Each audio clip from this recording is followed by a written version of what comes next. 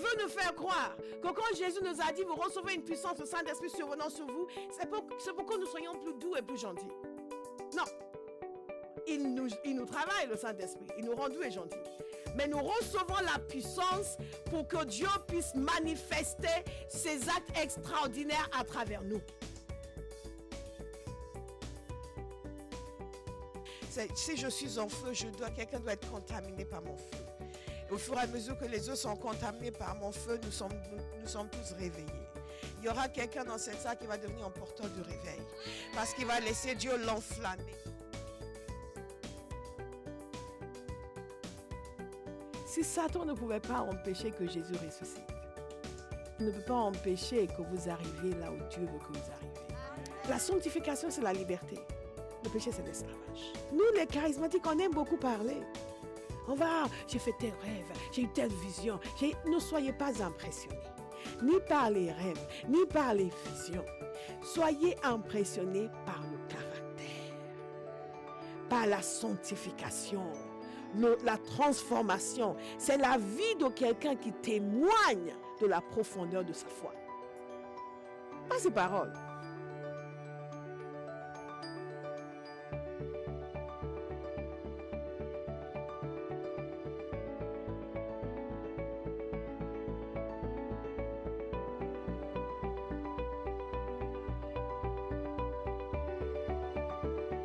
Matthieu 26 nous dit ceci, au verset 26. Au cours du repas, Jésus prit du pain, puis après avoir prononcé la prière de reconnaissance, il le partagea en morceaux. Thank you, Father.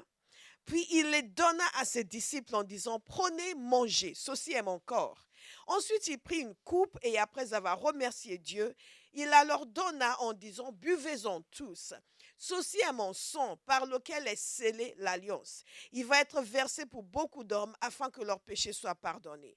Je vous le déclare, désormais, je ne boirai plus du fruit de la vigne jusqu'au jour où je boirai le vin nouveau avec vous dans le royaume de mon Père. Alléluia. Et il y a quelque chose que je vais lire dans Luc 22 au verset 19, qui n'est pas dans le récit de Matthieu, mais qui est très important pour nous et que nous allons voir encore un peu plus tard.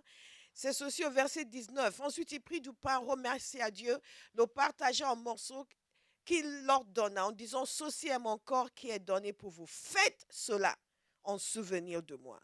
Faites cela en souvenir de moi.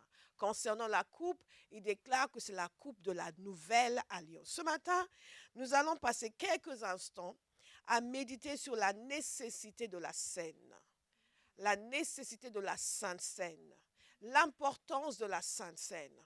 Parce que nous voulons que notre vision de la Sainte Seine corresponde à la parole de Dieu. Que cela cesse d'être un rituel ou juste quelque chose que nous faisons comme ça de temps en temps ou une fois toutes les 2 semaines, ou parfois il y a des endroits où c'est toutes les semaines, certains le font tous les jours, mais que le vrai sens de la Sainte Seine nous pénètre et nous amène dans une compréhension nouvelle des choses de Dieu. La parole de Dieu est claire sur le fait que Jésus lui-même a institué le repas du Seigneur, comme l'appelle l'apôtre Paul. C'est lui-même qui l'a institué, qui nous a dit de le faire en souvenir de lui. Donc nous sommes censés refaire la même chose. Évidemment, les conditions ne sont pas les mêmes que ce que lui avait fait. Nous sommes censés prendre ce pain et prendre cette coupe en souvenir de lui. Nous allons voir donc de quoi il s'agit, pourquoi nous le faisons et comment nous devons le faire. Et Jésus nous a expliqué clairement de quoi il s'agit. Il a dit, c'est mon corps qui est donné pour vous, c'est mon sang qui est versé pour le pardon des péchés. Donc nous sommes censés nous réunir autour de cela. Nous avons vu longuement l'importance, la nécessité de la croix. Et sur la croix, nous voyons Jésus accomplir ce qu'il est venu sur terre pour accomplir, donner sa vie pour le salut de l'humanité.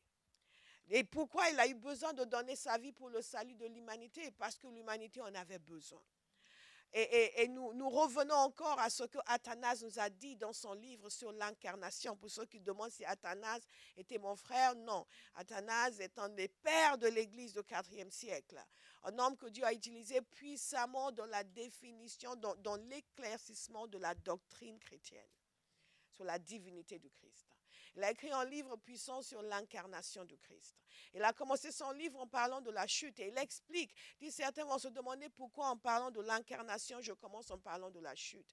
Et il a dit ceci parce que c'est à cause de notre état pitoyable, notre état lamentable qu'il est venu. À cause de la chute, nous étions dans un état lamentable et pitoyable et le Christ a dû venir. Dieu a dû s'incarner. Et quand nous prenons la Sainte Seine, nous devons revenir à ce point de départ. Notre état pitoyable et lamentable a fait en sorte que Dieu ait été obligé de venir sur terre, s'incarner comme un être humain. Et il a porté nos péchés sur lui-même à la croix. Et quand il a institué la Sainte Seine, il leur a expliqué que ce pain représente son corps qui est donné pour nous. Et cette coupe représente son sang qui est versé pour nous. Donc, symbolique de l'œuvre de la croix, où son corps est brisé et son sang est déversé comme sacrifice pour que nous puissions être sauvés. Pour des Occidentaux, c'est un peu difficile. Mais en réalité, il nous a dit que dans certains endroits, en Afrique, les gens ont épousé facilement l'évangile et surtout l'Ancien Testament, parce que ce qui y est dit leur rappelait leur culture. Est-ce que vous me suivez? Toutes les questions de sacrifice, ce n'est pas étrange. Ce n'est pas primitif non plus. C'est une compréhension des faits réels, de la vraie spiritualité. Les gens qui font des offrandes et de sacrifices sont plus spirituels que beaucoup de chrétiens. Les gens qui font des offrandes et de sacrifices à des divinités sont plus spirituels que beaucoup de chrétiens. Comprennent la dimension spirituelle. Comprennent que quand il y a une force spirituelle, il faut obtenir son aide à travers un sacrifice. Est-ce que vous me suivez? Il y a une divinité que vous suivez, vous devez obtenir son aide à travers un sacrifice. Quand ils construisent des hôtels, ils établissent un moyen de communication entre le monde spirituel et le monde naturel. C'est ça un hôtel, c'est un moyen de communication entre le monde spirituel et le monde réel, et le monde naturel. Alléluia. Et eux, ils ont compris cela. Les chrétiens pensent que tout ce qu'il faut, c'est juste venir chanter et dire Alléluia et rentrer chez eux. Et c'est tout. Non. Et nous nous approchons de la table du Seigneur sans révérence parce que nous ne comprenons pas cette dimension de sacrifice.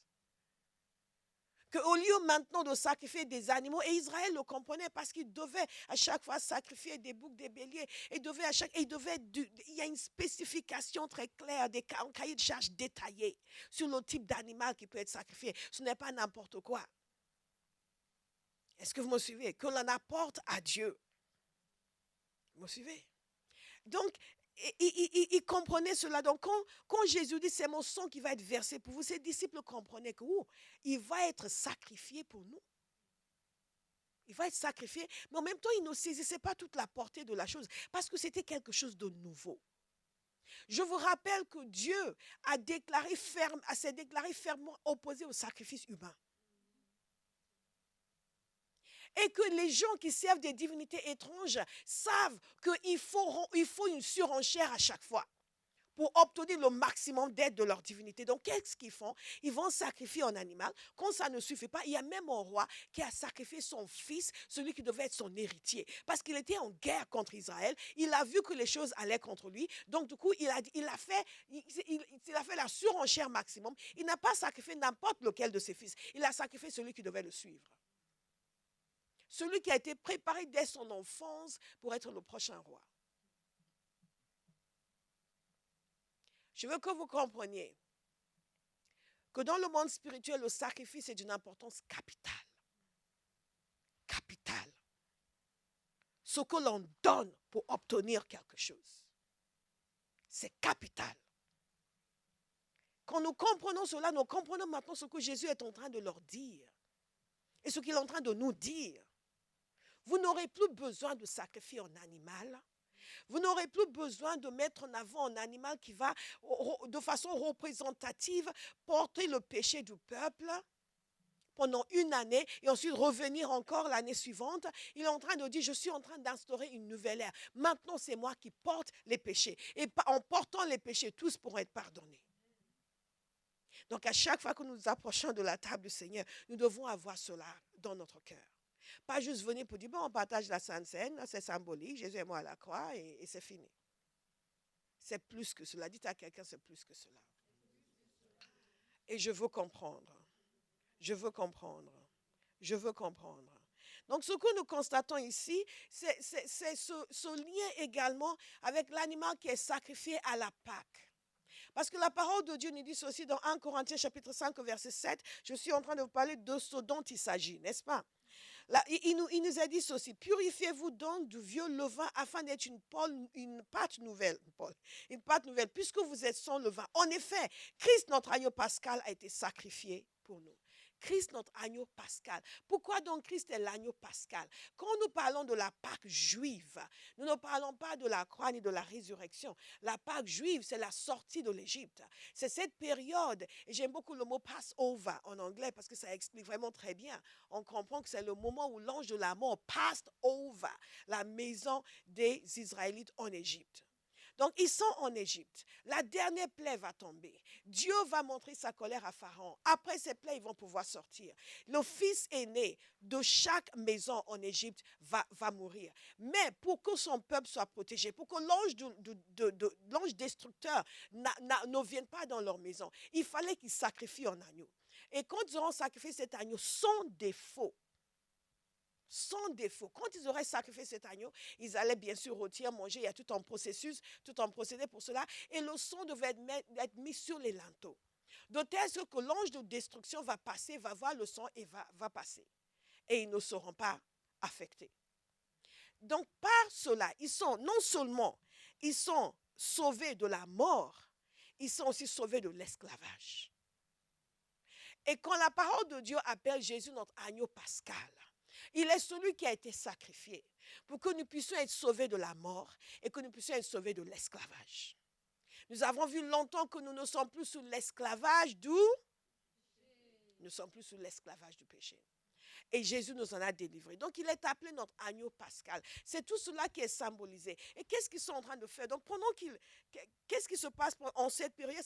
Ils sont en train de prendre le repas de la Pâque.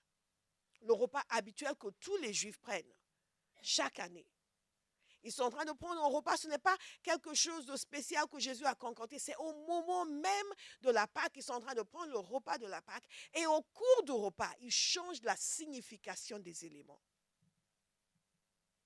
Ils commencent à leur montrer que maintenant, ceci représente mon corps, ceci représente mon sang. Avant, ça représentait la sortie de l'Égypte. Maintenant, ça va représenter la sortie du péché. Alléluia. Avant, ça représentait la délivrance de l'ange de la mort. Maintenant, ça va représenter la délivrance totale de toute captivité des ténèbres, de toute captivité satanique, de tout démon, et ainsi de suite. Alléluia. Alléluia. Et donc, il leur montre, et c'est quelque chose d'inattendu, parce qu'il leur dit ceci. La vie, écoutez attentivement, la parole de Dieu nous montre clairement que la vie de l'être est dans le sang. Et quand Jésus a dit, ceci est mon sang, et ils sont censés boire cette coupe qui dit, cela représente mon sang. En d'autres termes, je vous donne ma vie. Je donne ma vie pour vous.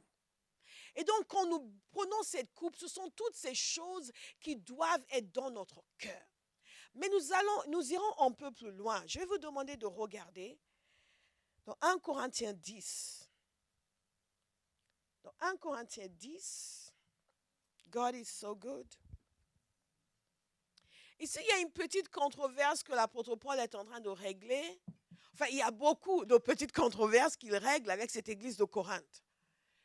Et en toute honnêteté, je bénis le Seigneur pour cette église de Corinthe. Parce que c'était une église où il régnait beaucoup de confusion. Ça nous permet d'avoir beaucoup plus de grâce aujourd'hui ou d'exprimer plus de grâce. Parce qu'il y a des gens, dès qu'une église n'est pas parfaite et aucune ne l'est, ils se croient en droit de dire n'importe quoi et de faire n'importe quoi. Est-ce que vous me suivez? Mais cette église de Corinthe était particulièrement confuse. Beaucoup de problèmes. Ils avaient beaucoup de dons spirituels comme beaucoup d'églises charismatiques et aussi beaucoup de désordre. Et il était obligé d'écrire sur différents points pour amener l'éclaircissement et la clarté. Et je veux vous encourager à adopter la même attitude vis-à-vis de l'Église. Pour commencer, vous n'êtes rien pour critiquer l'Église. Vous-même, si on devait vous critiquer, mon Dieu, qu'est-ce qu'on trouverait à dire? Donc, abstenez-vous Contrairement à ce que font beaucoup de chrétiens qui n'ont aucun jugement et aucune compréhension des choses spirituelles, abstenez-vous de vous lancer dans des critiques de telle église, j'étais dans telle église comme ça. Non, abstenez-vous. Adoptez plutôt l'attitude de l'apôtre Paul ici, une attitude de bienveillance, une attitude qui amène dans son rôle, ce n'est pas votre rôle, d'amener la correction là où il faut, mais aussi de les traiter avec beaucoup, beaucoup de miséricorde. Alléluia. Donc ici, il y a des désordres qui se passent et je vais vous lire la partie désordre un peu plus tard pour expliquer quelque chose. Mais ici, nous voulons simplement aller directement sur le pourquoi. Donc, il est en train de régler un problème des gens qui, vous savez, ils sont sortis de l'idolâtrie et ils sont dans un système où la viande est sacrifiée aux idoles. Ici, nous prenons la viande au supermarché, n'est-ce pas? Mais eux, ils sacrifiaient la viande aux idoles et après, les gens allaient prendre la viande, les gens allaient manger. Parfois, ils amenaient cette viande au marché ensuite pour vendre. C'était une situation culturelle qui pouvait amener certaines personnes à être dans le compromis. Donc, toutes des questions qui étaient posées, est-ce qu'on devrait manger la viande sacrifiée aux idoles? Est-ce qu'on devrait aller dans leur fête où on sait qu'ils ont sacrifié cette viande aux idoles et manger avec eux? Beaucoup de questions qui se posaient. Mais en réglant cette question, il nous a donné un éclaircissement sous ce que représente aussi pour nous la table du Seigneur. Et il leur explique ceci. Au verset 16, nous allons commencer au verset 16. La coupe de bénédiction que nous bénissons n'est-elle pas la communion au sang de Christ? Notez bien et soulignez ces mots dans votre Bible. Le pain que nous rompons n'est-il pas la communion au corps de Christ? Donc, nous voyons clairement ici ce qu'il est en train de nous dire, que ce que représentent ces éléments, ce que représente la Sainte Seine, c'est d'abord une coupe de bénédiction. Moi, je suis content d'entendre ça. La coupe, c'est une coupe de bénédiction. Notez très bien cela, c'est une coupe de bénédiction. La première chose, c'est la bénédiction. C'est une coupe de bénédiction. Le pain que nous rompons n'est-il pas la communion au corps de Christ? Puisqu'il y a un seul pain, nous qui sommes nombreux, nous formons un seul corps, car nous participons tous à un même pain. Voyez les Israélites, ceux qui mangent les animaux offerts en sacrifice, ne sont-ils pas en communion avec l'autel? Je vous ai parlé des autels précédemment. Que veux-je donc dire? Que la viande sacrifiée aux idoles aurait de l'importance ou qu'une idole serait quelque chose? Pas du tout. Mais ce que les non-juifs sacrifient, ils le sacrifient à des démons et non à Dieu. Or, je ne veux pas que vous soyez en communion avec les démons. Vous ne pouvez pas boire à la coupe du Seigneur et à la coupe des démons. Vous ne pouvez pas participer à la table du Seigneur et à la table des démons. Ou bien voulons-nous provoquer la jalousie du Seigneur? Sommes-nous plus forts que lui? Donc, en réglant cette controverse sur est-ce que nous devons participer à la table des sacrifices à d'autres divinités, il leur dit clairement ce sont des démons. Vous mangez ce qui a été sacrifié aux démons. Ou bien vous venez à la table du Seigneur. Maintenant, qu'est-ce qu'il nous explique? Il nous explique la première chose que nous notons ici par rapport à la Sainte Seine, ce qui est ce que nous essayons de trouver, la compréhension de la raison pour laquelle nous faisons ça. La première chose, notez-le, c'est que c'est la bénédiction de Dieu. C'est une coupe de bénédiction. C'est une coupe de bénédiction. Dieu utilise différents moyens de nous communiquer sa bénédiction. La bénédiction est communiquée par exemple par l'imposition des mains. La bénédiction est communiquée par la parole prophétique. Mais la bénédiction est communiquée aussi par la Sainte Seine. Alléluia. Et je veux préciser quelque chose qui est très important parce que certains le savent, certains ne le savent pas. Mais pendant plusieurs siècles, et cela n'était pas le cas au début, mais à un moment donné, l'Église catholique a défini une doctrine selon laquelle Jésus était physiquement présent dans ces éléments. Et quand vous prenez ce pain, c'est littéralement le corps de Christ que vous mangez. Et quand vous prenez la coupe, c'est littéralement le sang de Jésus que vous buvez. Et qu'à chaque fois qu'ils font la messe, c'est un sacrifice de nouveau. On réitère le sacrifice de Jésus. Oui. Mais en réalité, et il y a eu évidemment beaucoup de changements et d'évolutions depuis, mais en réalité, je veux que vous compreniez que Jésus n'est pas physiquement dans le pain que nous mangeons. Il n'est pas physiquement dans le sang que nous prenons. Il a parlé de façon symbolique. Il a dit, je suis la porte des brebis. Est-ce que Jésus est une porte physique? Non. Et il a dit, je suis le chemin. Est-ce que Jésus est la rue des Grands Champs? Non. Et il a dit, je suis, qu'est-ce qu'il a dit qu'il était encore? Le pain de vie, gloire à Dieu.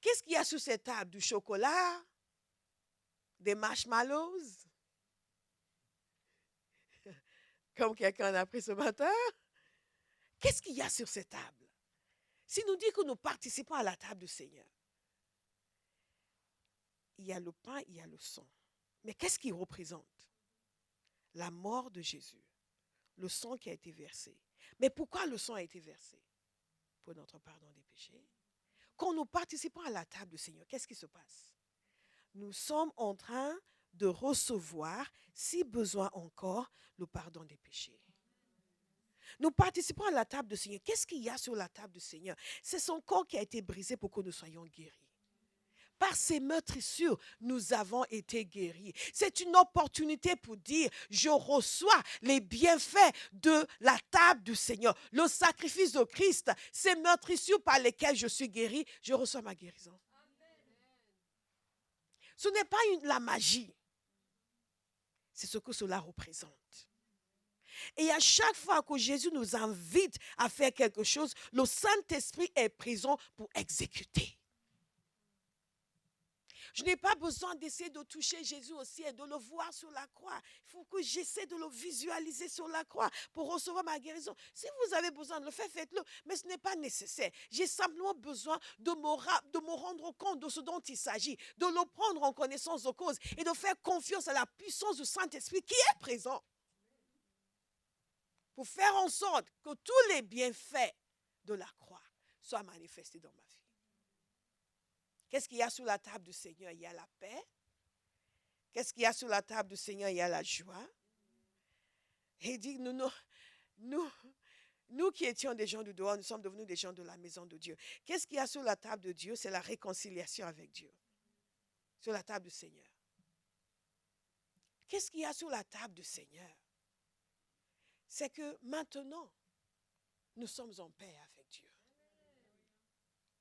Maintenant, nous sommes en paix avec Dieu. C'est au moment où quelqu'un prend conscience du fait qu'il n'est plus séparé de Dieu, que Dieu ne lui en veut pas, il n'est pas contre lui, mais il est pour lui. Wow, je suis bénie. Aïe, aïe, grosse sabarakate. Dedica bosto berega sekatai. Kekando bosekete. Zemene kasokote. Zemana kase. Karabasto korobozekete. Zebekere basta karabastoko. Sekete kete. Alléluia. Lamboko seke. Dans la version du second, le verset 19. Zemene kasokoto. C'est ce que je voulais vous dire. Que veux-je donc dire? Que la viande sacrifiée aux idoles aurait de l'importance? Ou qu'une idole serait quelque chose? Pas du tout. Verset 20. Wow, c'est Karabasekete. Non, au verset 18. Voyez les Israélites, ceux qui mangent les animaux offerts en sacrifice ne sont-ils pas en communion avec l'autel? Ils sont en communion avec l'autel. Ils sont en communion avec l'autel. Ils sont en communion avec l'autel.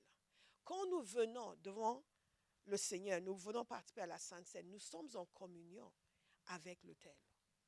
Mais l'autel de Christ. Vous me suivez?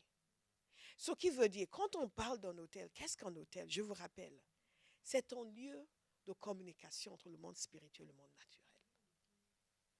C'est un lieu d'opération et de transaction spirituelle. Quand je prends la Sainte Seine, c'est une transaction spirituelle qui est en cours. Je suis en communion avec l'autel de Christ. Je suis en communion avec le sang, avec le corps. Je suis en communion avec Christ lui-même. L'adoration, je suis en communion avec Christ. La Sainte Seine, je suis en communion avec Christ. Mais il y a autre chose encore.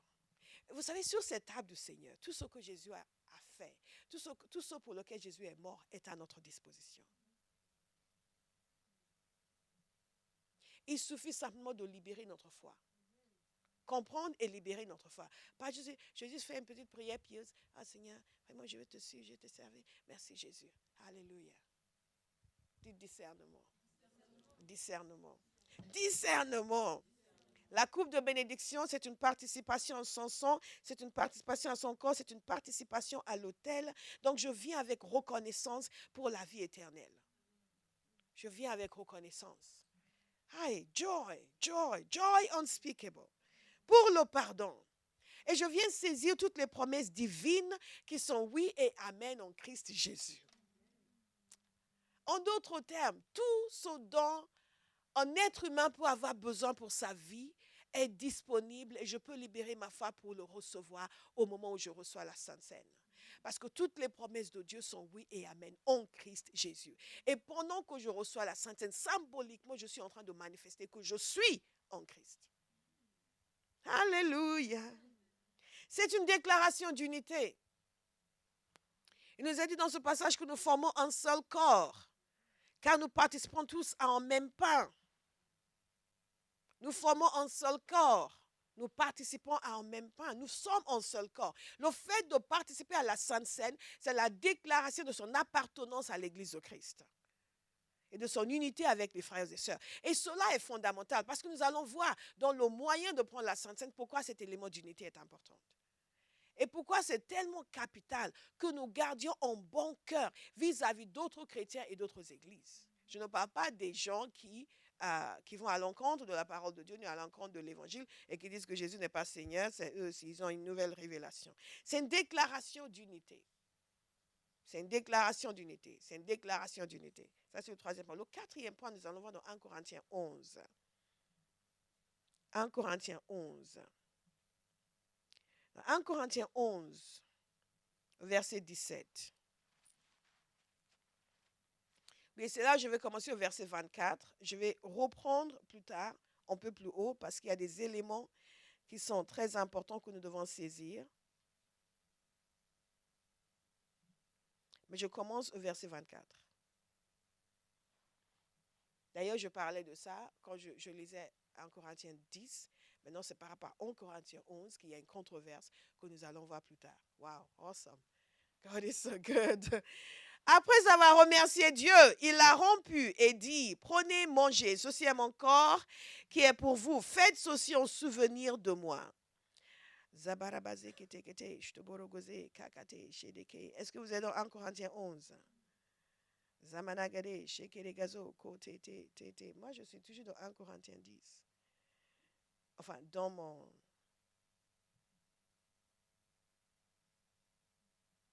verset 24. Mais je vais lire un peu plus haut. Je vais lire au verset 23. En effet, j'ai reçu du Seigneur ce que je vous ai transmis. Le Seigneur Jésus, la nuit où il a été arrêté, a pris du pain. Donc, l'apôtre Paul est en train de dire ici qu'il a reçu du Seigneur Jésus lui-même. Est-ce que Paul est un homme fiable? Alléluia. Que Jésus lui-même lui a communiqué ce qu'il va nous annoncer. J'ai reçu du Seigneur ce que je vous ai transmis. Le Seigneur Jésus, la nuit où il a été arrêté, a pris du pain. C'est ce que nous avons lu dans Matthieu et Marc et Luc. Après avoir remercié Dieu, il l'a rompu et il a dit, ceci est mon corps qui est pour vous. Faites ceci en souvenir de moi. De même, après le repas, il a pris la coupe et il a dit, cette coupe est la nouvelle alliance en mon sang. Faites ceci en souvenir de moi toutes les fois que vous en boirez. En effet, toutes les fois que vous mangez ce pain et que vous buvez cette coupe, vous annoncez la mort du Seigneur jusqu'à ce qu'il vienne. Excellent. Dans ce court passage, nous allons voir plusieurs éléments de la Sainte Seine. Pourquoi nous prenons la Sainte Seine? Et je vais vous inviter à souligner à chaque fois. La première chose, c'est ceci. Il nous a dit de le faire en souvenir de lui. Donc, c'est la première chose dans ce passage, mais la quatrième chose, le quatrième point. Nous le faisons, c'est une bénédiction, c'est une participation, une communion, c'est une proclamation d'unité et c'est en souvenir. C'est pour nous souvenir de lui. Nous faisons cela pour nous rappeler notre Seigneur et ce qu'il a fait pour nous.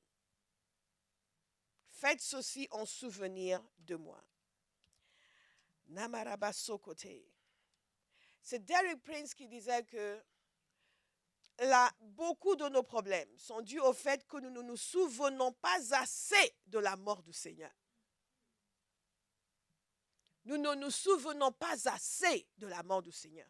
Nous ne nous remémorons pas assez la mort du Seigneur. Parce que ce n'est pas uniquement « Jésus est mort ». Ah oui, c'est dommage. Comme si on vous disait « Ouais, tu sais, ton ancien camarade à l'école, là, tu te souviens de lui? Oui, celui qui avait le gros nez. Oui, et oui, et dont la sœur parlait beaucoup. Ah oui, je me souviens de cette famille. Wow, lui, son nez, sa sœur qui parle beaucoup. Oh, ouais, je me souviens de lui. Oui, il est décédé, oh, le pauvre. » Ce n'est pas dans ce sens-là que nous sommes censés nous souvenir de sa mort. Ah oui, mais c'est vrai que Jésus est mort il y a 2000 ans pour nous. Enfin, au moins il est ressuscité après, donc ça va, c'est pas trop grave. Non, non.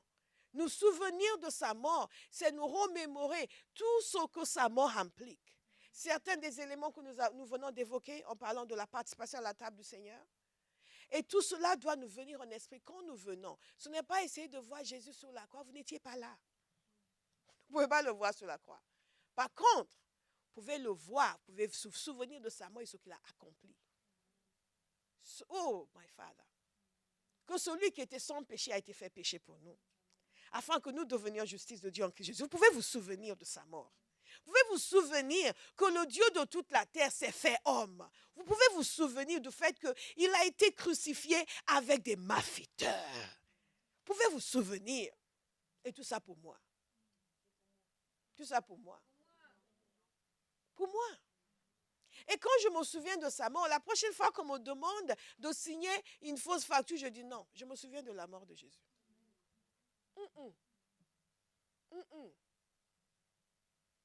Quand on me propose quelque chose de louche, je dis je me souviens de la mort de Jésus. Il est mort pour que je sois pardonné de ce genre de bêtises. Je ne vais pas recommencer. Nous nous souvenons de sa mort. Faites ceci en souvenir de moi. Ensuite, point 5. Pourquoi est-ce que nous prenons la Sainte Seine? Parce que c'est une commémoration et un renouvellement de notre alliance. Prenez cela comme un renouvellement de votre alliance. Jésus a dit cette coupe est la coupe de la nouvelle alliance. Et une reconnaissance, renouvellement et reconnaissance de la nouvelle alliance. Aïe, aïe, aïe, aïe, aïe. Vous savez, pour beaucoup de chrétiens, la nouvelle alliance veut dire je n'ai plus à obéir. Mais ce n'est pas cela du tout. C'est une alliance en son sang pour le pardon des péchés pour tout homme, pour tous ceux qui croient. Une réconciliation avec Dieu. Délivrance de la puissance des ténèbres. Ce qui n'était pas à la disposition de tous avant. La nouvelle alliance, ce n'est pas je n'ai plus à obéir à la loi. Pour beaucoup de chrétiens, c'est ça. Ouh, on est sous la nouvelle alliance, on est sous la grâce, on n'est pas sous la loi. Donc je fais comme je veux. Non. Comprenons bien la doctrine. La nouvelle alliance, ce n'est pas la liberté de désobéir à la loi. Jésus a dit qu'il est venu pour accomplir la loi. La nouvelle alliance, c'est la porte nouvelle qui a été ouverte à travers Jésus pour le salut de l'humanité, pour le pardon des péchés, pour la réconciliation avec Dieu, pour la délivrance de la puissance des ténèbres. Et donc, cette coupe de la nouvelle alliance, quand je vais prendre la Sainte Seine, je me souviens. Et je reconnais. Et je renouvelle mon engagement vis-à-vis de lui. Si Seigneur, tu as fait ça pour moi. Alors que ma famille, depuis des générations, est torturée par des démons. Moi, je suis libérée. Je te dis merci. Et je m'engage à te suivre. Je m'engage à te servir. Qu'est-ce qui nous est dit également dans ce passage? C'est la nouvelle alliance. Nous faisons un souvenir de lui. Mais il y a quelque chose de puissant ici aussi. Au verset 26, vous annoncez la mort du Seigneur. En d'autres termes, vous proclamez la mort du Seigneur jusqu'à ce qu'il vienne. Proclamer la mort du Seigneur. Je me souviens, je reconnais et je proclame. En d'autres termes, le fait de participer à la Sainte Seine est une déclaration que Jésus-Christ est mort pour les péchés, selon les Écritures. Alléluia. C'est une proclamation. Et vous savez, il y a des langages spirituels. Ça, c'est ton langage spirituel. Et quand la parole de Dieu veut vous annoncer, pas que le prédicateur prêche, mais que chacun qui participe à la Sainte Seine est en train de prêcher, est en train d'annoncer, de proclamer la mort du Seigneur jusqu'à ce qu'il vienne. Parce qu'il a dit, voici mon corps qui est rompu pour vous, voici mon sang qui est versé pour vous. Donc quand nous participons à la Sainte Seine, nous sommes en train de dire, le sang de Jésus a été versé pour moi. Alléluia. Nous sommes en train de le dire face à tous les chrétiens qui sont là. Mais nous sommes en train de le dire face à toutes les forces des ténèbres. Il y a quelqu'un qui va recevoir une délivrance ce matin. Ah, vous prenez la coupe. Pendant que vous prenez la coupe, vous savez que tous les esprits qui torturent votre famille depuis des siècles sont en train de vous entendre dire par ce geste que vous êtes libérés. Que vous êtes délivrés, que vous êtes au bénéfice de la mort du Seigneur, au bénéfice de la croix. Nous annonçons la mort du Seigneur. Cette mort n'était pas une défaite, c'était une victoire. Vous annoncez donc la victoire de Christ sur toutes les principautés et les puissances. Vous prenez ce pain, vous prenez cette coupe et vous êtes en train, juste en le prenant, vous êtes en train de prêcher l'évangile et d'annoncer, j'appartiens à Christ. Christ a vaincu les puissances des ténèbres. Il est mort sur la croix. Il a vaincu le péché. Il m'a libéré. Il m'a délivré. Il m'a réconcilié avec le Père. Je ne suis plus ce que j'étais. Je suis né de Dieu. C'est une annonce, une proclamation de la mort du Seigneur. Alléluia. Oh, l'évangile, c'est la bonne nouvelle. Je prie pour quelqu'un ce matin. La révélation. La révélation. Ça va être un des sujets pendant la célébration, la conférence Esprit. La célébration Esprit. Ça va être une célébration. Nous allons parler de l'esprit de révélation. Dans les différentes sessions, nous parlons de différentes choses. Nous allons parler de la puissance du Saint-Esprit. Quelqu'un va entrer dans une autre dimension de puissance. Parce qu'ici, on ne parle pas juste pour parler. On parle pour amener une compréhension qui nous conduit dans la manifestation. C'est comme ça avec Dieu. L'esprit de révélation. Nous allons parler de la révélation de l'esprit. Il y a une révélation. My God, la vie devient agréable parce que vous savez de Dieu. Nous essayons de nous convaincre de ce dont nous ne sommes pas convaincus. Vous allez être convaincus. Priez constamment, Seigneur, que je sois convaincu. Convaincu des choses de Dieu. Convaincu que je n'en démorde pas. Il y a une différence quand vous annoncez l'évangile avec conviction. Et quand vous annoncez l'évangile parce que vous croyez, oui.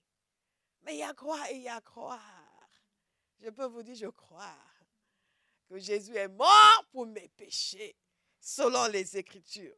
Il a été enseveli selon les Écritures. Il est ressuscité le 3e jour selon les Écritures. Alléluia. C'est la proclamation. Nous annonçons donc, nous déclarons sa croix, sa résurrection. Nous l'annonçons devant les anges qui sont toujours contents. Qui sont toujours contents. Devant les démons, nous déclarons la victoire de Christ. Déclarez-le sans vous gêner. Déclarez la victoire de Christ. Déclarez-le. Alléluia. Zamakare bebesete. Nous annonçons. Mais il y a un point qui est très important ici aussi. C'est ceci. Il a dit jusqu'à ce qu'il vienne. Pourquoi c'est important?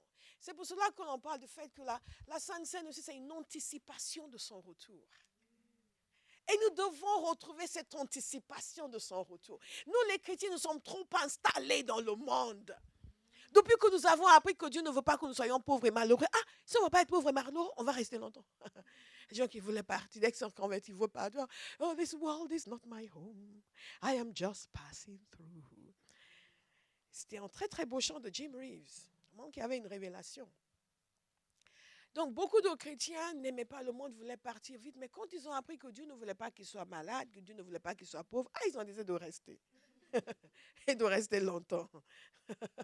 God is good. Mais le ciel, c'est infiniment meilleur. Nous sommes là parce que nous avons du travail à faire. Pas parce que nous avons du plaisir à prendre. Il n'y a aucun plaisir sur terre qui peut valoir le plaisir du ciel. C'est la raison pour laquelle on ne va pas passer sa vie sur terre à chercher des plaisirs. C'est perdre son temps. On va passer sur terre, sa vie sur terre, à chercher le royaume de Dieu. et sa justice. Et tout ce dont nous avons besoin nous sera ajouté. Et en plus de ça, nous aurons les plaisirs du ciel. Parce qu'à force de chercher les plaisirs de la terre, beaucoup finissent par passer à côté et rater les plaisirs du ciel. Ce ne sera pas votre témoignage. Alléluia. Anticipation du retour du Seigneur. Anticipation du retour du Seigneur. Et Jésus lui-même a dit dans Matthieu 26 au verset 29, je vous le dis, je ne boirai plus désormais de ce fruit de la vigne, jusqu'au jour où je le boirai de nouveau avec vous dans le royaume de mon Père.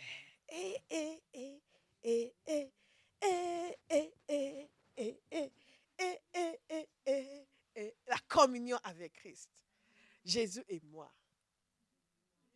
Oh, it's so good. Quand je venais de me convertir, j'étais aux anges. Mais littéralement. C'était comme si on avait enlevé un rideau. Et pour la première fois, je voyais un monde que je n'avais jamais vu auparavant. Ce monde spirituel était presque palpable. Je n'en revenais pas. J'étais toujours physiquement au même endroit, mais je n'étais plus au même endroit.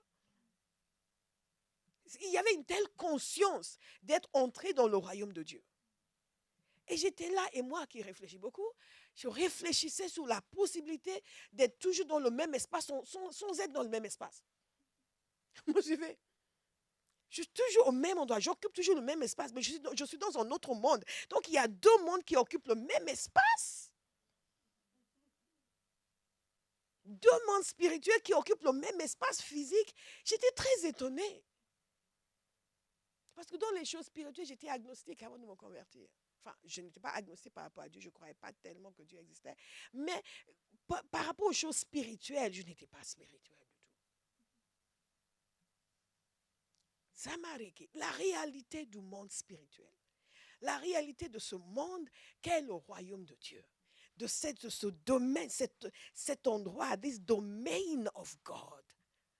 Wow, wow, wow, wow, wow. It's awesome to be born again. Né de Dieu. Que quelqu'un dise, Seigneur, je veux connaître la réalité de la nouvelle naissance. Vivre la réalité du monde surnaturel et spirituel de Dieu. Alléluia. Ce ne sont pas des fables habilement conçues. Ah, nous sommes témoins de sa majesté. Et ce n'est pas une question de combien j'ai en banque. Notre joie est trop liée aux choses terrestres et matérielles. Même si Dieu nous les donne, il y a une joie inépuisable qui est conditionnée par la proximité de Dieu dans nos vies. Ah, j'aime ça. Il y a une... Yamekesa et notre ouverture. Vous avez vu la mise danser tout à l'heure. Je leur ai demandé de venir devant pour chanter et danser parce qu'elles étaient à fond là derrière. Je lui ai dit non, on ne va pas perdre cela. Venez chanter. Est-ce qu'elles chantent bien? Gloire à Dieu. Qui va les remplacer au vidéoprojecteur et à la vidéo? Je veux 2 personnes qui vont se porter volontaires. Devinez qui a levé la main au fond de la salle. Alléluia. Que Dieu te garde, mon enfant. Qu'il te préserve, que tu gardes toujours un cœur volontaire dans la maison de Dieu. Tu vas venir imposer les mains aux adultes. Je veux 2 personnes. Est-ce que vous avez aimé leur chant? Gloire à Dieu. Vous avez aimé leur chant? Est-ce qu'ils vous ont bien conduit? Est-ce que vous voulez les voir chanter souvent? Ok, qui va les remplacer? Nous ne pouvons pas avoir le beurre et l'argent du beurre. Nous ne pouvons pas avoir une superbe louange avec des gens qui chantent très bien et ensuite avoir les mêmes personnes qui sont en train de faire la technique. Ça ne marche pas. Donc, c'est soit l'un, soit l'autre. Vous choisissez ce que vous voulez et venez me voir après.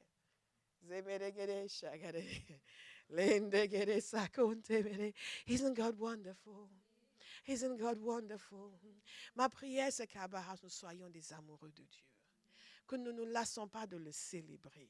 Nous ne nous lassons pas de le contempler. Nous ne nous lassons pas de l'admirer. Nous ne nous lassons pas de le bénir. Nous ne nous lassons pas de nous prosterner devant lui. Ah, isn't God good?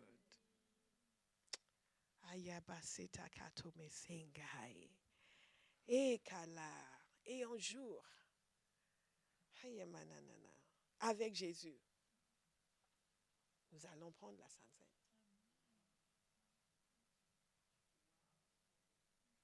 Et un jour, ça m'a kélanas. Je comprends pourquoi le Seigneur m'a consumé avec le désir de voir ma génération sauvée. Sinon, un jour, je vais juste m'asseoir et je m'en vais. Je m'en vais. Contempler les gloires du ciel en étant sur la terre. Au bout d'un moment, vous dites, this is wasting my time. I need to go home. I want to go home. Vous savez, les saints d'autrefois, je ne parle pas de ceux qui ont été canonisés, je parle des chrétiens qui étaient pieux, avaient une telle révélation des choses de Dieu. Quand ils vous disaient, je suis rentré à la maison, ils ne parlaient pas de leur maison physique. Vous me suivez? Ils disaient, I want to go home. Vous savez qu'ils parlent, être près du Seigneur. Il y avait une telle conscience, que cette conscience nous revienne. Que nous cessions d'être si matériels et matérialistes. La préoccupation de chrétiens moyens, c'est oui, combien tu gagnes? Ah non, moi j'ai demandé, il faut que je jeûne 3 jours, je veux qu'ils me payent 100 € de plus, parce que quand même, on est enfant de Dieu.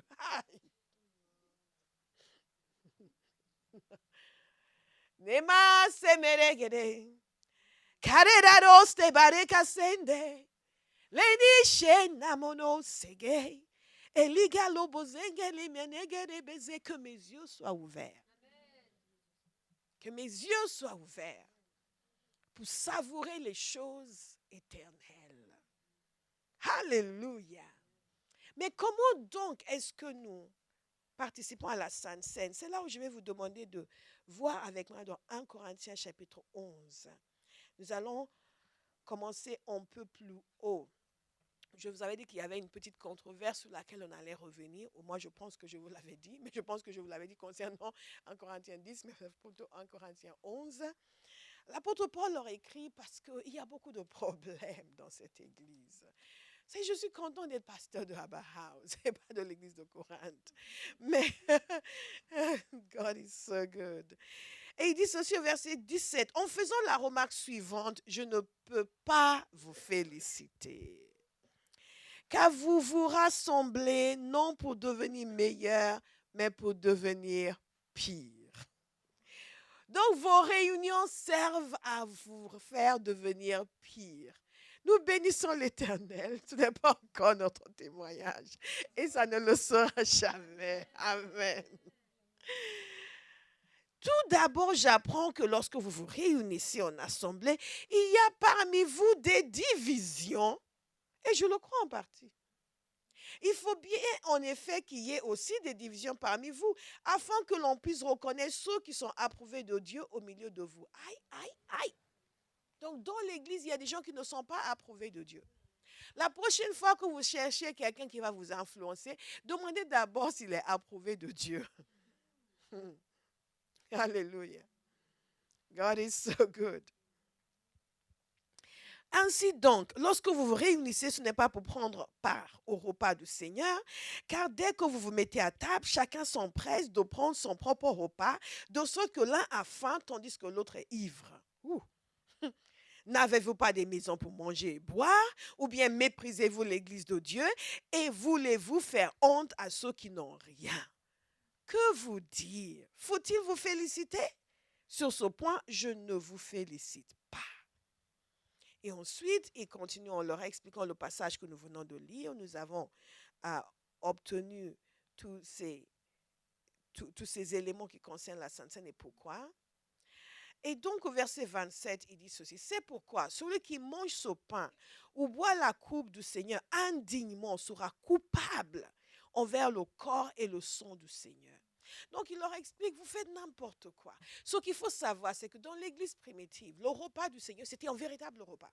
Ils le prenaient autour d'un véritable repas. Donc, ils se réunissaient et ils arrivaient et chacun amenait son pain, chacun amenait sa coupe et donc ils étaient censés partager. C'est ça aussi la communion. Un jour, on va faire ce genre de Sainte Seine. Chacun va amener le pain, chacun va amener pas de Beaujolais, s'il vous plaît, non, du jus de raisin.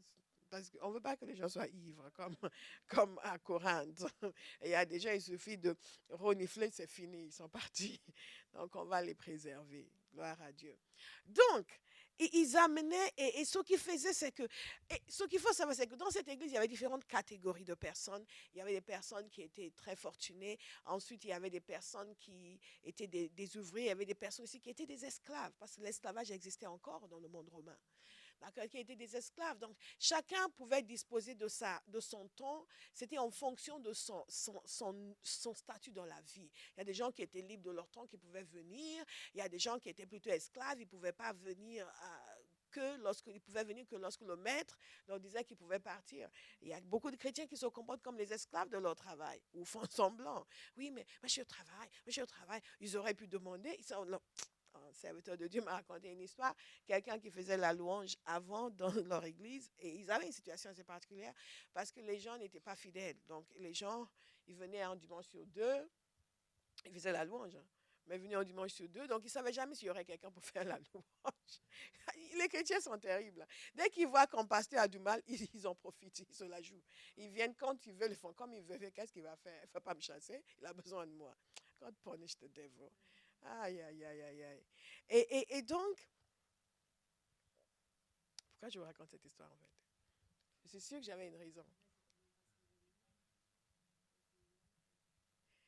Donc voilà, donc il m'a raconté une histoire pour dire quelqu'un, et après ils ont dit, ok, si vous ne venez pas à la répétition, vous ne chantez pas. Donc quelqu'un apparemment avait appelé pour dire, ah, je peux pas, désolé, je peux pas venir à la répétition demain, je peux chanter quand même, parce que c'est vrai qu'ils avaient besoin de gens pour chanter, parce que mon patron a dit que je dois rester au travail. Et il a dit, ah, et la personne a dit, ah, non, non, si tu ne viens pas, la personne ne te chante pas. Ok, bon, écoute, je vais demander à mon patron.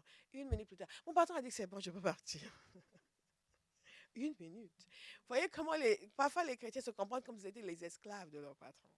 Vous suivez? Mais quand vous voyez que le patron n'y est pour rien. C'est juste la personne qui est paresseuse. Donc, il y avait des gens qui étaient réellement des esclaves. Donc, nous pouvaient venir quand ils voulaient. Et donc, ils venaient quand ils étaient libérés. Donc, ils arrivaient, mais le temps d'arriver, certains étaient très pauvres, n'avaient pas le moyen d'amener quelque chose. Donc, au lieu de partager, certains s'installaient et mangeaient et dévoraient tout. Et les gens buvaient au point. Ah, salut frère. On est là pour le repas du Seigneur.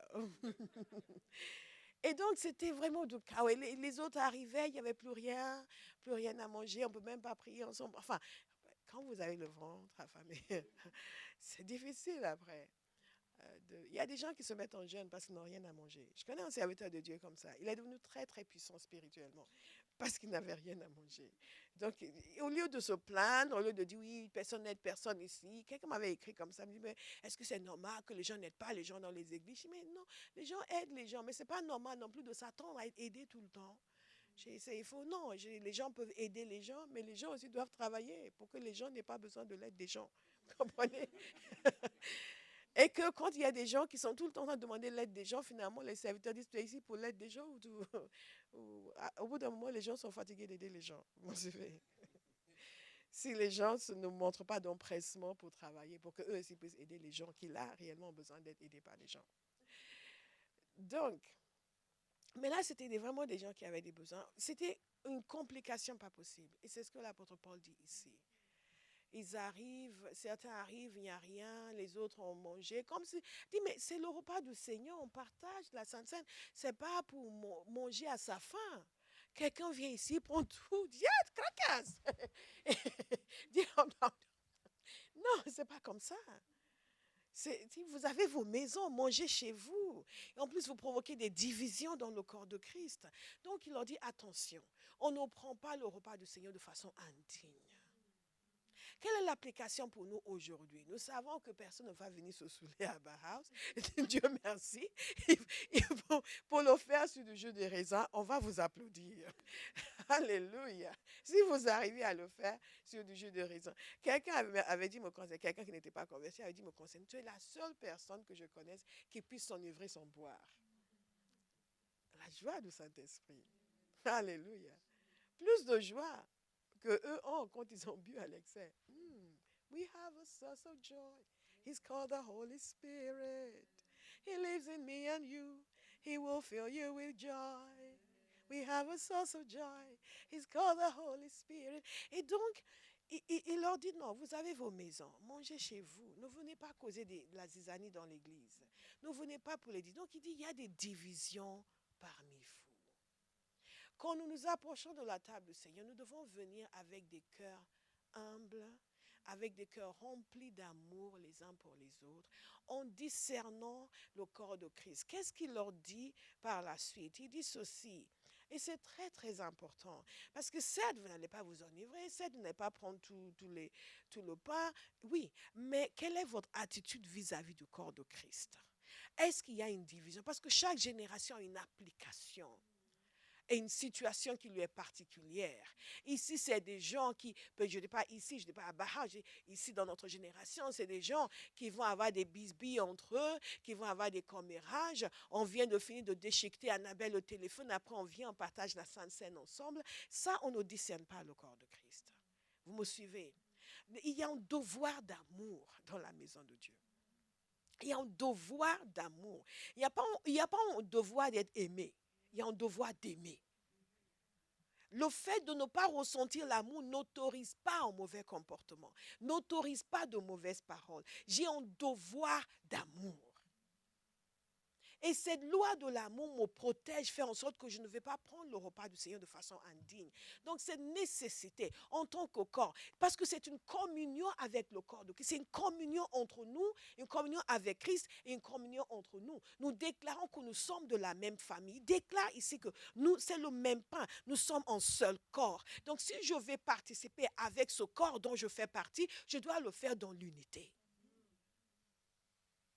C'est important pour nous, lorsque nous venons à la table du Seigneur, de venir et de vivre en continu avec des cœurs remplis d'amour les uns pour les autres, quel que soit ce que les gens peuvent faire. Nous grandissons spirituellement quand nous apprenons à aimer les gens avec leur travers. Alléluia. Avec leur travers. God is so good. Bien, pasteur, moi, vous reconnaissez qu'ils ont des travers? Eh oui. Et toi aussi. Il n'y a que Pasteur Bola qui est parfait ici. Qu'est-ce que vous croyez? Ah, God is a good God. Et donc, vous voyez, c'est une mise en garde également. Parce qu'il s'agit d'un principe. Il ne s'agit pas seulement de situation. Certains vont dire, oui, mais on n'a plus cette situation aujourd'hui, donc ça ne compte pas. Non, non, non. Ce n'est pas que la situation, c'est le principe. Le principe qu'il y a une manière de participer à la Sainte Seine. Il ne faut pas le faire de façon indigne. Et cette indignité, justement, est déclinable. Alléluia. Mais on ne peut pas dire qu'elle n'existe plus. Et il dit ceci, que si nous mangeons ce pain et nous buvons cette coupe de manière indigne, nous serons coupables envers le corps et le sang du Seigneur. Donc, il y a la communion avec le corps et le sang, il y a la culpabilité aussi.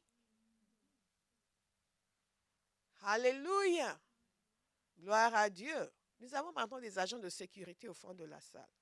God is so good. Qui se tiennent à la porte pour empêcher que qui que ce soit entre dans cette salle qui n'est pas approuvée par Dieu. Awesome. Amazing. God is so good. Nous remercions Jésus. Donc, qu'est-ce qu'il nous a dit de faire? Que chacun donc s'examine lui-même. Et qu'ainsi il mange du pain et boive de la coupe. Donc, qu'est-ce qui se passe? Il y a un examen. C'est pas, oh, Dieu montre-moi. Hein. Est-ce qu'il y a un truc qui est mauvais? Et peut-être que, oh, je ne sais pas. Non, ce n'est pas ça. C'est simplement nous faisons une évaluation de nous-mêmes. On constate où je suis. Où est-ce que je suis? Est-ce que j'en suis? Sans... Wow. Yes, thank you Jesus, that's it. Sans nous torturer. Et regardez ce qu'il dit. Car celui qui mange et boit sans discerner le corps, mange et boit en jugement contre lui-même. Celui qui mange et boit sans discerner le corps, mange et boit en jugement contre lui-même. Nous avons vu tout sur le bien que nous fait le fait de participer à la Sainte Seine. Maintenant, il nous a dit, mais il y a une manière de faire. Faites avec respect, faites avec honneur, faites dans l'amour, faites dans l'unité. Ne faites pas dans le désordre. Ne faites pas en provoquant des divisions, en causant des conflits. Alléluia. Ne faites pas sans discerner le corps. Qu'est-ce que nous voulons dire par discerner le corps? Il y a des gens qui pensent que oui, il faut être conscient du fait que c'est un repas sacré. Ça, c'est important. Je ne vois pas d'ailleurs pourquoi nous devons toujours dire c'est soit ça, soit ça. C'est un repas sacré et le sens qui est derrière tout ce que nous avons vu. Qu'est-ce qu'il y a derrière? Pourquoi nous prenons la Sainte Seine? Mais aussi, il y a un aspect essentiel parce que tout cela est lié à notre attitude vis-à-vis des frères et sœurs. Notre attitude vis-à-vis de l'Église. Et donc, nous devons prendre la Sainte Seine, nous ne devons pas le faire sans discerner le corps, avec mépris, avec un manque d'égard pour le corps de Christ. Pour l'Église, pour les frères et sœurs. Une attitude négative, mauvaise, une attitude désagréable, une attitude de division qui cause des divisions, qui cause des problèmes, comme les gens à Corinthe. C'est très important. Parce qu'il nous a dit ceci, parce que sinon, celui qui fait ça, il attire le jugement sur lui. En prenant la Sainte Seine de cette façon, il mange et il boit en jugement contre lui-même. Vous savez, si nous comprenions davantage ces choses-là, nous ferons plus attention. Parce que certains d'entre nous sont moins motivés par l'amour que par le jugement. Malheureusement. Il mange et boit en jugement contre lui-même. Et regardez la forme que prend ce jugement. C'est pour cela qu'il y a parmi vous beaucoup d'infirmes et de malades. La table par laquelle nous sommes guéris peut être aussi la table par laquelle nous sommes jugés.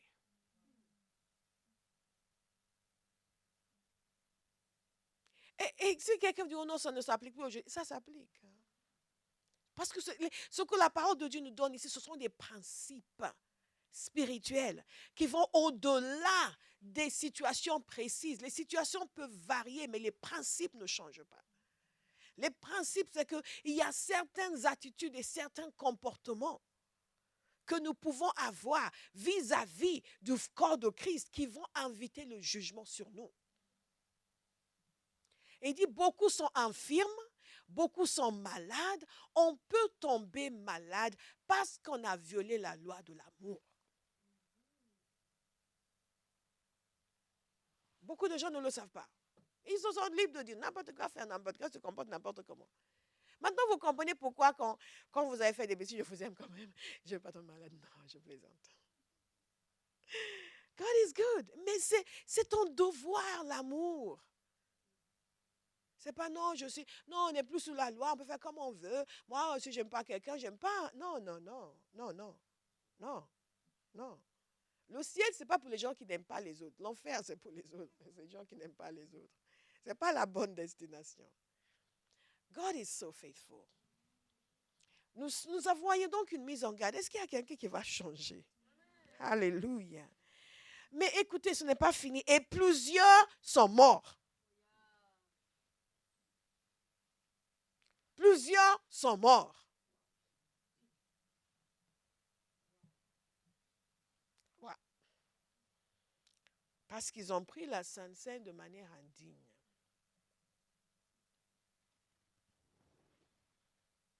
Ensuite, il nous a dit au verset 31, et là c'est ouf, soulagement. Si nous nous examinons nous-mêmes, nous ne serons pas jugés. Et j'ai souvent entendu des gens parfois dire, parce qu'en Occident, on n'aime pas tout ce qui est jugement, tout ce qui est ceci, on n'aime pas ce genre de choses. Ça, c'est pour les Africains. Ils sont en Ancien Testament. C'est faux. Tout ce qui est jugement, on a cette image dans Dieu. Papa gâteux. Dieu a des principes. Quand on viole ces principes, on souffre. Le monde est basé sur des lois et des principes. Il y a un principe. Vous mettez le doigt dans le feu, il va brûler. Mais si vous priez en langue en le faisant, vous me suivez? Vous décidez. Ah, moi j'aime la chaleur. Chi. Vous allez entendre. Les principes. Nous devons respecter les principes. Alléluia. Qu'est-ce qu'il nous a dit très rapidement? Oh. Si nous nous examinons nous-mêmes, nous ne serions pas jugés. Mais quand nous nous sommes jugés, écoutez bien, voilà où je veux en venir, parce que nous n'aimons pas, nous avons cette image de Dieu qui ne correspond pas à la réalité. Nous n'aimons pas qu'on parle de jugement en Occident. Mais regardez, et donc j'ai entendu des gens dire, oui, mais non, c'est pas que Dieu nous juge, c'est juste que après, il y a quelque chose de mauvais qui peut arriver, parce que par exemple, s'il y a des divisions, et que donc tu parles, tu es en colère, tu risques de tomber malade, parce que ton corps va être affecté par ces mauvaises émotions, ces mauvaises... Oh, et quoi encore? La parole de Dieu nous dit ici, mais quand nous sommes jugés, c'est le Seigneur qui nous corrige. Afin que nous ne soyons pas condamnés avec le monde. En d'autres termes, si le Seigneur ne nous corrigeait pas, nous allons finir par être condamnés.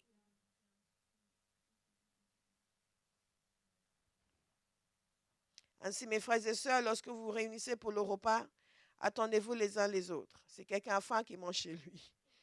Afin que vous ne vous réunissiez pas pour attirer un jugement sur vous. Ce qui veut dire que il y a des choses que nous faisons qui attirent un jugement sur nous. La protection de Dieu est enlevée et le diable peut nous attaquer. On va dire, Seigneur, où tu étais? Là où j'étais quand tu as fait ce que tu as fait, qui t'a attiré cela. Est-ce que vous me suivez?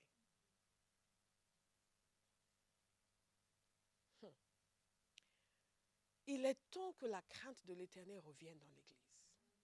Que la révérence pour Dieu et pour ses voies revienne dans l'Église.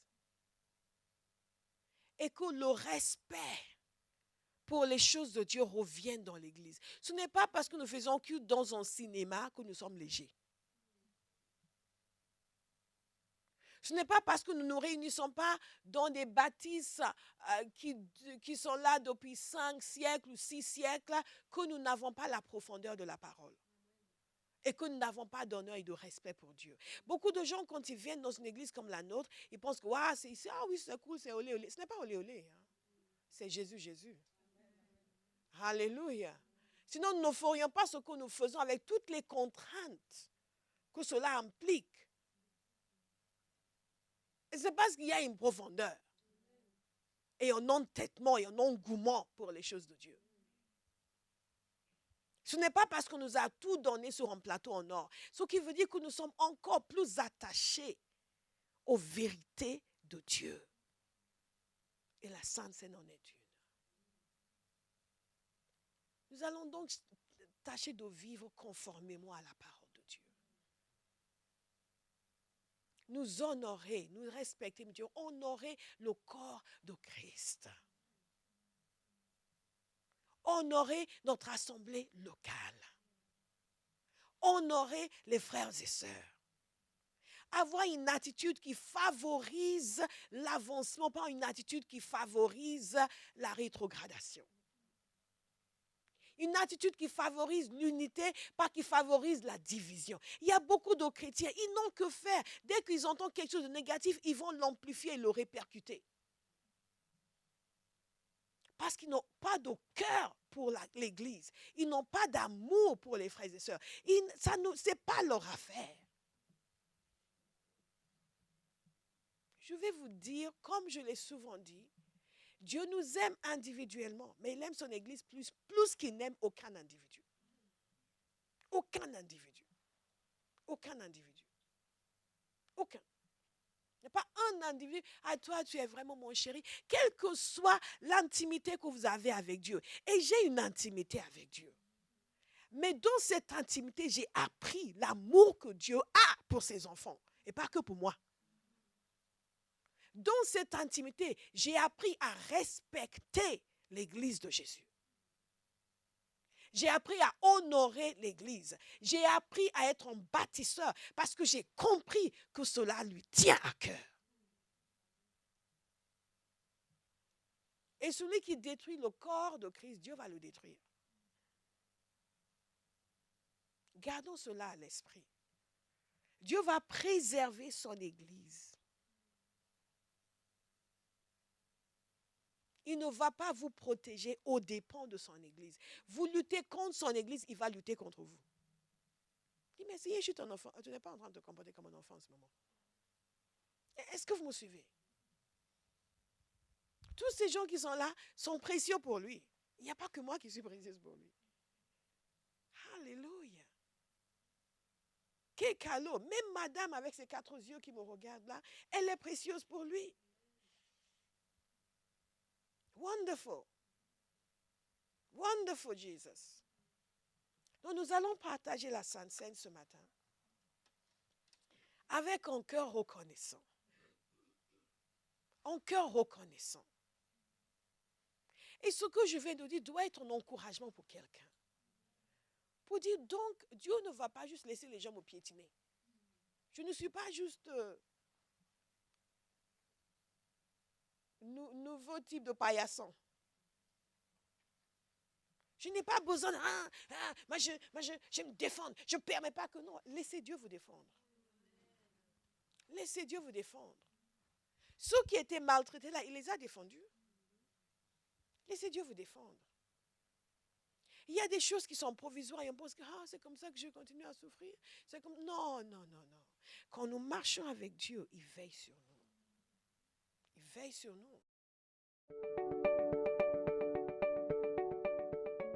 On veut nous faire croire que quand Jésus nous a dit, vous recevez une puissance, le Saint-Esprit survenant sur vous, c'est pour que nous soyons plus doux et plus gentils. Non. Il nous travaille, le Saint-Esprit. Il nous rend doux et gentils. Mais nous recevons la puissance pour que Dieu puisse manifester ses actes extraordinaires à travers nous. Si je suis en feu, quelqu'un doit être contaminé par mon feu. Au fur et à mesure que les autres sont contaminés par mon feu, nous sommes tous réveillés. Il y aura quelqu'un dans cette salle qui va devenir un porteur de réveil. Parce qu'il va laisser Dieu l'enflammer. Si Satan ne pouvait pas empêcher que Jésus ressuscite, il ne peut pas empêcher que vous arriviez là où Dieu veut que vous arriviez. La sanctification, c'est la liberté. Le péché, c'est l'esclavage. Nous, les charismatiques, on aime beaucoup parler. On va, j'ai fait tel rêve, j'ai eu telle vision. Ne soyez pas impressionnés. Ni par les rêves, ni par les visions. Soyez impressionnés par le caractère, par la sanctification. La transformation, c'est la vie de quelqu'un qui témoigne de la profondeur de sa foi. Pas ses paroles.